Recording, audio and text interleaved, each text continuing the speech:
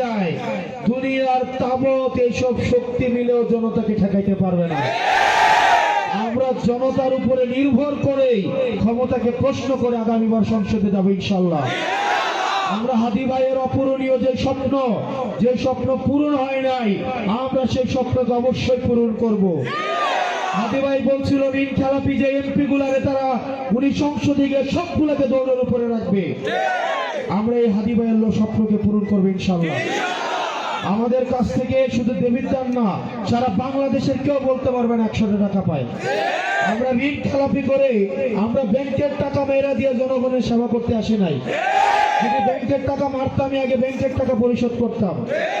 নিজেরই টাকা দেওয়ার মরদ নাই ব্যাংকের, আবার আসছে আমরা জনসেবা করব। এরকম 1700 কোটি টাকা মাইরা দেওয়া এমপি ক্যান্ডিডেট আছে, 500 কোটি টাকা মাইরা দেওয়া আছে, 400 কোটি টাকা মাইরা দেওয়া ক্যান্ডিডেট আছে না? এই ঋণ খেলাপিদের ঘুম হারাম করে ছেড়ে দিব। নির্বাচিত হই আর না হই, বাংলাদেশের জনগণের সাথে যারা প্রতারণা করে, যারা বাংলাদেশের জনগণের টাকা দিয়ে যাদের নিজেদের পরিবারকে বিদেশে বসিয়ে আরামায়েশের জীবন কাটায়, তাদের জীবনকে নরক বনে ফেলবো জনগণকে। বাংলাদেশের জনগণের টাকা, এই ট্যাক্সের টাকা, আমার আপনার কষ্টের অর্জিত টাকা আর বিদেশে পাচার করার কোন সুযোগ দিব না ইনশাআল্লাহ। এই ঋণ খেলাপিদের সংসদে যাওয়ার রাস্তা বন্ধ করতে হবে, চাঁদাবাজদের সংসদে যাওয়ার রাস্তা বন্ধ করতে হবে।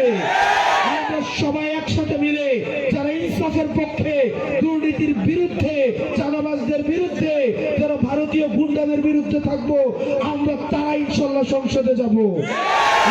এই ক্ষমতা না জনতা, অপস্কা সংগ্রাম, দালালি না রাজপথ, ইনকিলাব ইনকিলাব, অপস্ক সংগ্রাম, দালালি না রাজপথ। We want justice. We want justice. হাদি ভাইয়ের যে ওসিয়ত, হাদি ভাইয়ের বিচার করা, আমাদের এই বিচার অবশ্যই হইতে হবে। আমরা এই বিচার অবশ্যই করবো ইনশাআল্লাহ। যে